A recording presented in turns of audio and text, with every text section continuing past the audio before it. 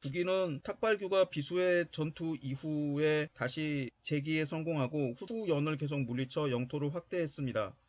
탁발규는 398년 황제로 자칭하고 평성으로 천도했는데 이가 곧 도무제입니다. 도무제는 성격이 잔인하고 함부로 사력을 일삼아 이것은 불로장생의 약을 먹어서 신경계통이 완전히 마비가 돼서 미쳤다라고 하죠. 409년 아들 청하왕 소가 아버지를 죽이고 즉위했습니다. 그러나 이때 탁발규의 장자 탁발사가 탁발소를 죽이고 즉위하니 이 사람이 명원제입니다. 명원제가 즉위했을 때 남조 송이 건국되었습니다. 그리고 421년 북량의 정어몽손이 서량의 이순을 정복하고 하서회랑 전체를 차지하게 됩니다. 422년 명원제는 송무제가 죽었던 기회를 노려서 유송의 하남 지역을 공격했습니다. 그러나 제대로 점령하지 못하고 돌아오는 와중에 명원제가 죽게 됐습니다. 아들 탁발도가 즉위했는데 이 사람이 태무제입니다. 태무제가 즉위했을 당시 북방의 국가로는 관서의 서진, 하, 북량, 구지가 있었고 관동에는 북위와 북연만이 있어서 모두 6개 국가가 남았습니다. 이들 국가를 모두 태무제, 탁발도가 점령하게 됩니다. 서진의 군주 걸복치반은 후진이 멸망한 후 동진으로부터 진왕의 자기를 받았으나 북위에 항복했습니다. 428년 걸복치반이 죽고 아들 모말이 즉위하였습니다. 430년 모말이 북양의 압력을 받고 북위로 도망쳐서 남한에 이르렀으나 부하들이 반란을 일으켰습니다. 그 다음에 하주인 형년정이 이 기회를 이용해서 공격해서 마침내 서진을 멸망시켰습니다. 곧 이어 형년정은 북의 압박을 두려워하여 10여만 명을 이끌고 황하를 건너 북량을 점령하려고 했으나 이때 토요콘의 군주 모배의 습격을 받아서 사로잡혔습니다. 토요콘은 형년정을 북위에게 넘겨서 하나라는 멸망하고 맙니다. 북연의 군주 풍발은 430년 죽고 동생인 풍홍이 태자 풍익을 죽이고 즉위하였습니다. 풍홍은 북쪽으로 유연과 혼인관계를 맺고 서쪽으로 하와 통우하면서 북쪽, 서쪽, 동쪽에서 북위를 포항하는 기세로 대항했습니다. 북위는 하를 멸망시키고 436년 북연을 정벌했습니다. 이때 풍홍은 대적하지도 못하고 고구려로 도망하여 피살됨으로써 북연도 망하고 말았습니다. 북량의 군주 저거몽송도 송무제 때 서량을 멸망시키고 다시 여러 차례 서진과 싸웠으나 그때 북의 세력이 강성하여 저거몽송도 북위에 칭신하고 북위는 저거몽송을 양왕에 봉했습니다. 433년 저거몽송이 죽자 아들 저거목권이 즉위하였습니다. 북위는 여전히 저거목권을 하서왕으로 임명하고 공주를 시집보내기도 하였습니다. 그러나 곧 저거목권은 북위와 분쟁을 일으켜 439년 북위 군대가 공격하였습니다. 결국 북량도 멸망하고 말았습니다. 북량은 16국 가운데 최후로 멸망한 나라입니다. 그러므로 이 해를 북위가 북방 즉 화북을 통일한 해로 간주합니다. 그 밖에 남아있던 구지는 448년에야 북위에 평정되었습니다. 북위는 비록 중국의 북방을 통일할 수 있었으나 그 북쪽에 인접하고 있는 유연은 어떻게 할 수가 없었습니다. 후한 말부터 선비는 흉노의 예터에 자리 잡고 있다가 서진 때에 이르러 그들이 남쪽으로 이동하였습니다. 이로써 고비 사막 남북 지역은 철륵이 자리 잡게 되었습니다. 철륵은 칙륵이라고도 하면서 종족수가 번잡했습니다. 그들은 지금의 중앙아시아 시베리아와 외몽골 지금의 몽골 공화국 일대 분포하여 있으며 중국에 인접한 부족으로는 고차 등이 있었습니다. 동진 중엽에 유연이 일어나 고차를 병탄하고 서쪽으로 언기, 동쪽으로 고구려, 북쪽으로는 한해를 넘고 남쪽으로는 고비 사막과 접하고 있었습니다. 북위는 도무제 때부터 계속 유연과 싸웠고 명원제 때도 이를 대대적으로 투벌했으나 너무 추워서 행군이 곤란했고 유연인들이 신속하게 도망쳤기 때문에 이들을 제압할 수 없었습니다. 태무제는 북방을 평정한 이후 여러 차례 유연을 친정하였으나 유연은 그때마다 도망하여 정면작전을 피하여 북위군은 성과를 거두지 못했습니다. 429년 전투에서 태무제가 이끄는 군대가 율수 지금의 몽골의 운긴강 지역에 이르자 유연의 흘승계 가하는 방어하지 못하고 서쪽으로 도망가서 백성과 가축이 분산되었습니다. 북위군은 율수를 따라 서쪽으로 군대를 나누어 수색하여 동서 5천리, 남북 3천리 지역계까지 미쳤습니다. 이때 북위 항복한 유연인이 30만 명, 말 100여만 필과 그 밖에 가축 수백만을 얻고 태무제는 타갸산까지 갔다가 돌아왔습니다.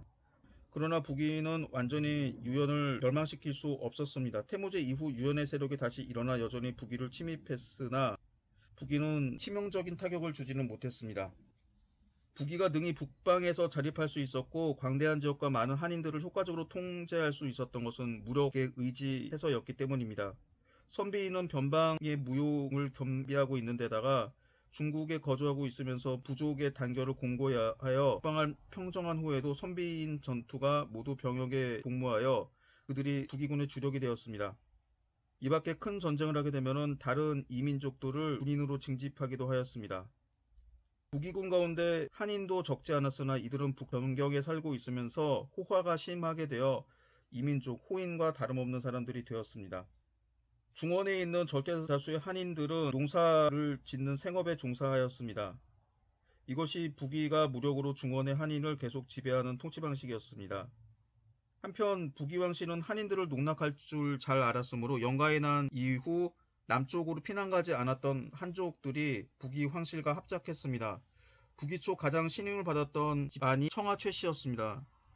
최갱은 청하군 동무성현 사람인데 도무제를 섬겨 이부상서 등 요직을 역임하였고 중요한 일을 맡았으며 제도를 만들어 여전히 신임을 받았습니다. 최갱의 아들 최호도 도무제, 명원제, 태무제, 태황제를 섬기면서 화북 통일에 결정적인 조언을 하였고 태무제 때는 사도에 임명되었습니다.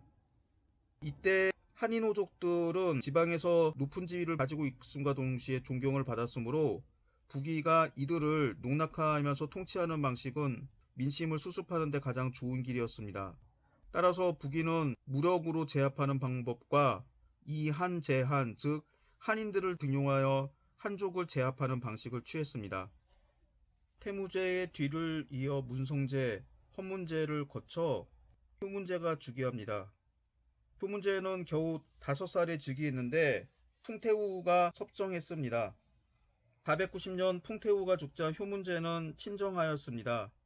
그리고 493년 기병 30만 명을 이끌고 남하하여 낙양에 이르렀습니다. 그리고 다음에 낙양을 수도로 정했습니다. 그 이후 여러 가지 정책을 취하게 됩니다.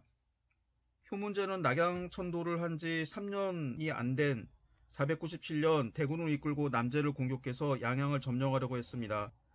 북이군은 요지를 계속 점령하면서 번성을 포위했으나 함락하지 못했습니다. 이때 남제 명제가 죽었고 고차가 군대를 일으켜서 그에 항거하자 효문제는 예벌불상이란 이유로 돌아왔습니다. 돌아온 거는 상중에 공격하는 게 예가 아니다라고 하는데 실질적으로는 당시에 원흘, 이를 위구르라고 하는데 위구르의 원흘 수자가 반란을 일으키자 이 반란을 진압하기 위해서 어쩔 수 없이 후퇴하게 된 것입니다. 남제는 499년 진연달 최혜경 등에게 북벌하게 했습니다. 효문제는 이 일을 막원에서 격파했는데 이때 병이 위독하여 돌아오는 도중에 죽었습니다. 그래서 태자였던 각이 즉위해서 선무제가 되었습니다. 이 선무제의 어머니가 고조영이라고 해서 고구려인입니다. 그래서 2분의 1 고구려인의 혈통이 섞여 있었죠. 선무제가 즉위한 후 외척인 고조와 이 사람 역시 고구려인입니다. 총애를 받던 신하인 여호가 권력을 장악하고 횡포를 부려 정치는 점차 어지러워졌습니다. 514년 북이는 고조에게 양주, 익주를 공격하게 했습니다. 그 다음에 선무제가 죽자 영군 장군 우충 등은 선무제 태자 후를 즉위시켰습니다. 이 사람이 효명제인데 겨우 6살이었습니다. 외척인 고조는 이 소식을 듣고 군대를 돌려서 낙양에 이르렀는데 우충에게 살해되었습니다. 우충도 불법을 많이 행하다가 나중에 호태우에게 배거됩니다. 효문제가 나이가 어렸기 때문에 생모 호태우가 섭정하였습니다. 호태우는 음탕하고 청화망역, 즉 효문제의 아들이자 시숙이 되죠. 그와 사통하고 정치를 맡겼습니다.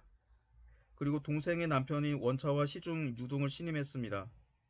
호태우는 사치스럽고 불교를 독실히 믿어서 낙양의 사원을 크게 수리하고 상과 사물을 절제 없이 내려 지출이 많았습니다. 이때 원차는 청왕역과 관계도 좋지 않아서 520년 유등과 모의해서 청왕역을 살해하고 호태우를 유폐시킨 다음 두 사람이 정권을 잡아 안팎으로 위세를 떨치게 되었습니다. 원차는 주색을 좋아하여 유등은 재화를 좋아하여 덕분에 정치는 더욱 문란하게 되었습니다. 523년 유등이 죽자 효명제는 호태우와 비밀이 모의하여 원차를 내쫓았는데 승상 고양왕 옹도 그 모의에 참가했습니다. 525년 태후가 다시 섭정하고 원차는 대거되었습니다. 호태우가 다시 섭정한 이후 자신의 섹스 파트너들에게 권력을 맡기고 효명제와 사이가 나빠지게 되자 점차 대립하게 됩니다. 그리고 육진의 난이 터지게 됩니다. 523년 유연이 회왕진에 침입하니 회왕진의 진민들은 진장에게 식량을 요청했으나 거부당하자 진장인 우경을 죽이고 반란을 일으켰습니다. 이때 옥야진민 파육한 발릉, 파락한 발릉이라고도 합니다. 이 사람이 진장을 죽여서 반란을 일으켰습니다. 이 반란은 526년에 평정됩니다. 이 반란은 육진의 난이라고 하는데 사실 이 육진의 난이 일어나게 된 계기는 그 전에 북이 항복했던 유연이 북위로부터 독립을 하게 되고 이들이 변방 지역을 침입하게 되자 이때 유연에 시달리고 있었던 사람들이 북위에 있었던 지방관들이 이들을 제대로 어루만지지 못하게 되자 반란을 일으키게 된 것입니다. 이때 서쪽에서 막전염생, 만사춘호 등이 진주와 옹주, 관농 지역에서 기병해서 관중을 소람스럽게 했었고 동쪽으로는 육진의 항호들이 하북 지역으로 이주해서 반란을 일으키게 됩니다. 두락주와 가영 등이 유주, 기주 일대에서 반란을 일으키게 됩니다. 이때 호태우와 효명제 사이에 권력 투쟁이 발생하게 됩니다. 효명제는 호태우를 제압할 생각으로 계호의 주장인 이주영을 불러들였습니다. 이주영은 육진의 날이 일어났을 당시에 현재의 삼서성 북부 지역에 있었던 여러 유목민들을 평정하고 사실상 독립했습니다. 그리고 태원을 점령한 상태였습니다. 523년에 회왕진에서 진민들이 진장 오경을 살해한 후 도화선이 되어 확대된 육진의 난은 526년에 평정되었습니다. 그러나 관롱 지역에서 막전염생과 만사춘호가 반란을 일으키고 육진의 항호, 두락주와 가령, 선우 중예 등이 하북에서 재차 반란을 일으켜 북의는 내란에 휩싸였습니다. 이 사이 북서영 출신의 계호, 추장 이주영이 사주와 병주 일대로 세력을 확장하였습니다. 이주영은 어머니 호태우와 권력을 다투던 효명제의 명령을 받고 528년 수도 낙양으로 진격하였습니다. 이 사이 호태우는 효령제를 살해하고 원소를 즉위시켰으나 이주영은 호태우와 북위의 대신들을 학살하였습니다. 이를 하염의 변이라고 합니다. 이주영은 가령과 막전염생, 만사춘호 등을 격파하여 북위 병겨 전체에 퍼진 내란을 완전히 종식시켰습니다. 이주영의 전횡에 불만을 느낀 효장제는 이주영을 암살하였습니다.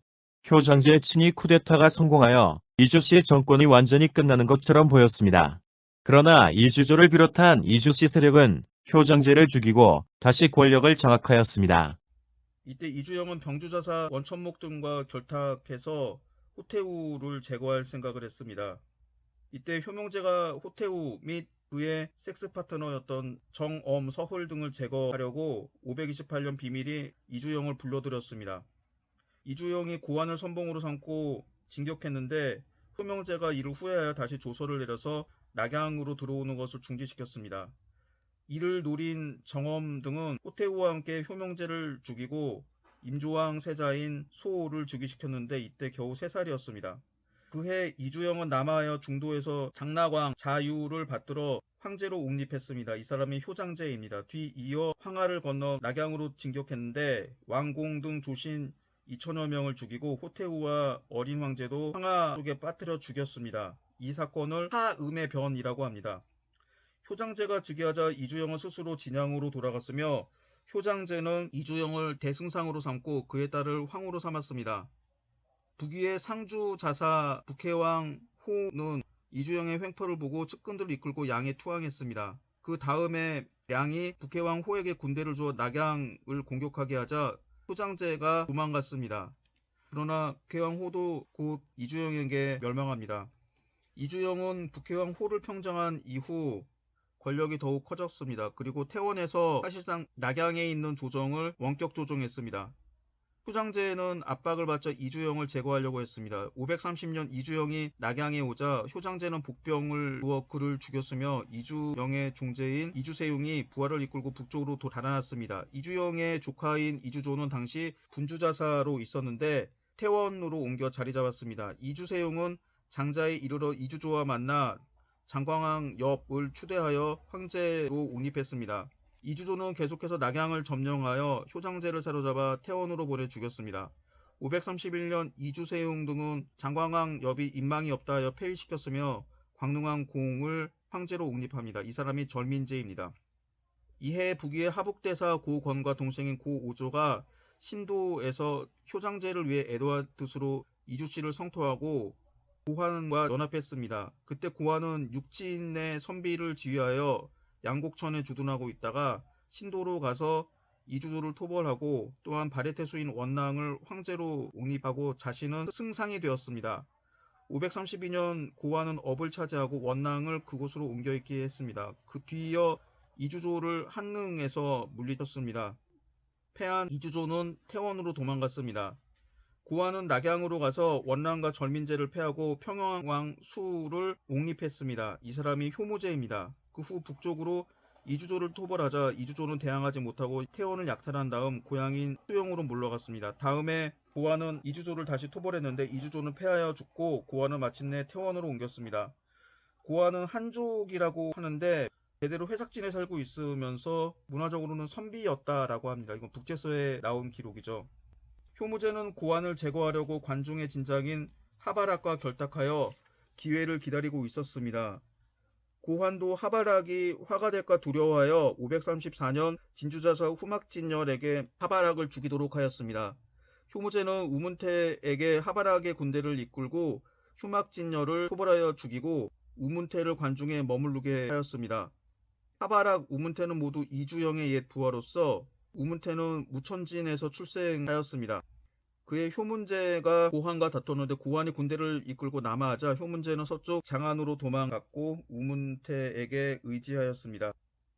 고환은 효무제를 추격하다 미치지 못하게 되자 청하왕 단의 세자 선견을 황제로 세우고 업으로 천도하게 했습니다. 이 사람을 동의효정제라고 합니다.